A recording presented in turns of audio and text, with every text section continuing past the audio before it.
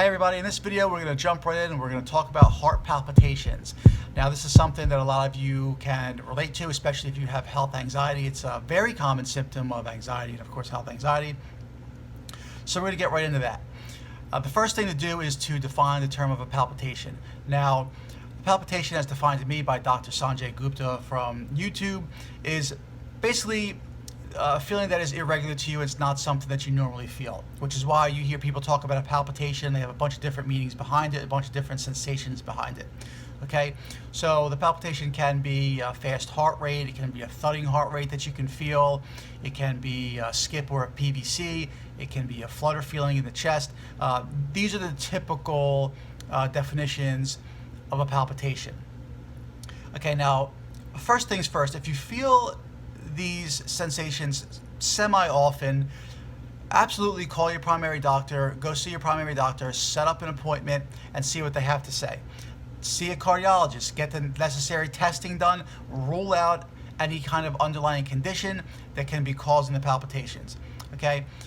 If you've done all that and you have gotten the proper testing done and they have come back and said it's anxiety that's the driving force behind the palpitations, then congratulations, you're in the clear and this video is for you.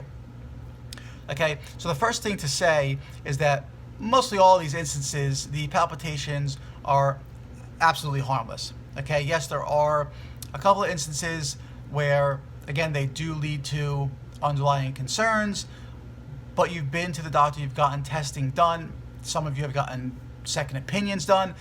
Me, myself, had 3 cardiologists look at it, so I understand where you're coming from. Okay, so you've gotten these things ruled out. It's anxiety that is causing the palpitations, so it's time to work on the root issues of the anxiety, and then in turn it's like a domino effect. The symptoms kind of fall away, and even if they don't fall away completely, you don't have the same response to them, therefore you don't feel them as much, you're not as sensitized to them, and you can just go about your day and go about your life. Okay, which leads me to the second point. As I said in the other video, at least 50 to 70% of the population, so a majority of the population, is having at least one palpitation in a 24-hour period. Okay, so what differentiates them from us as, you know, anxiety sufferers, health anxiety sufferers,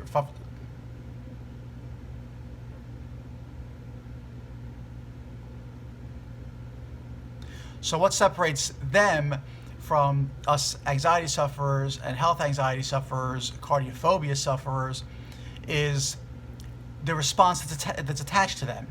So they're not giving it an emotional attachment. They feel something, it's here and gone like that. A lot of times when you feel a PVC or a flutter, it's a really quick sensation and then it's gone. But as health anxiety sufferers, there's a fear that immediately gets attached to that, which is another symptom of the anxiety, which then causes, you know, the adrenaline dump, which then causes you to go into fight or flight, which then just starts the cycle of more anxiety, more anxiousness, more palpitations, and more fear that's linked to the palpitations. Okay, so the everyday person just doesn't respond that way. They just go about their day. They don't become sensitized to the sensations. Therefore, they don't feel them anywhere near as much as we do. And from personal experience, even going back a decade, I've randomly had palpitations, or mostly PVC or a flutter feeling, and even then I didn't attach any kind of emotional attachment to them, which is why maybe I felt something once a week, maybe I felt something once a month. I was a heavy caffeine drinker, which could have also been the reason why I felt them even when I did. But after developing health anxiety, I was hypersensitive to all these feelings in my body, especially in my heart, chest area. I felt them all. I was sitting around waiting for them to happen. I was sitting there in a shell almost, just waiting to feel the next sensation in my chest. This is the difference, okay?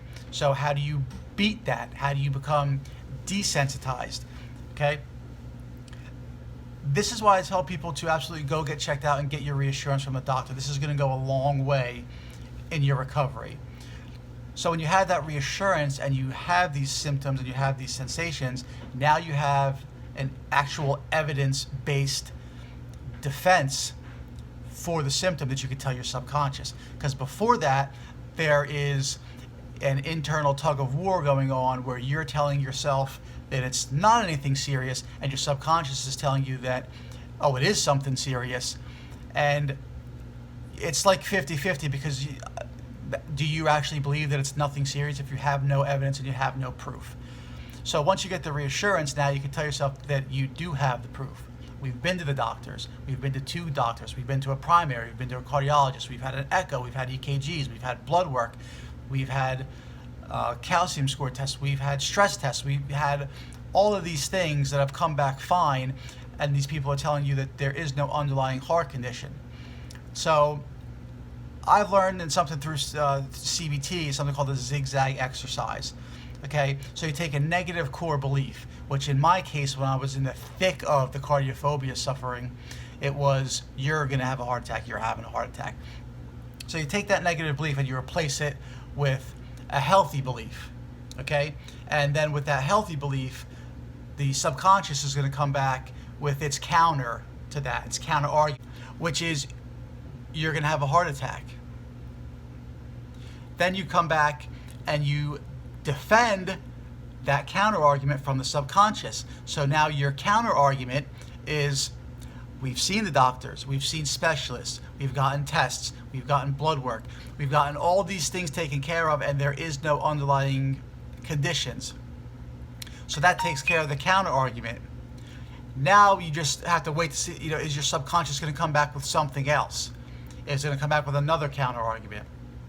In which case, if it does, you just repeat the process. Your response is basically going to be the same thing. If your subconscious comes back with another argument for anything heart related, if you feel any kind of negative thoughts surrounding the heart, then you already have a response and you have a defense for it. So over time, you're desensitizing yourself. That's the goal, okay? There are other options out there. Some people have found that magnesium works phenomenally well with palpitations. So, I mean, you can either talk to your doctor about that, find out what dosage is good for you, if you should be taking that, and see if that works for you. Deep breathing is also something that helps calm you down, which can help reduce palpitations. So there's a bunch of videos out there, a bunch of techniques out there for 7-8 breathing. I was doing like a box breathing technique where you were inhaling for 4, holding for 4, exhaling for 4, holding for 4, and then repeating the process. So you could try any one of those techniques in order to try to help reduce the palpitations as you're going through the process of desensitizing yourself. But once you get the reassurance from the doctors and you trust them and you start to trust your body more, it becomes a little bit easier, but it is a skill set. It does take practice, but over time, you can absolutely overcome your heart palpitations, your anxiety, and especially the fear over them. Because even if they didn't go away 100%, you wouldn't feel them as much, you wouldn't fear them as much, therefore you wouldn't care as much, and you'd be able to live your life and not have to wait around with bated breath waiting for the next one. Guys, please like the video, subscribe to the channel, comment if you have any questions, any concerns, if you feel these, if your biggest issue of your health anxiety suffering is surrounded around palpitations, and I'll do my best to answer any questions that I can. Thank you so much, and I'll see you in the next video.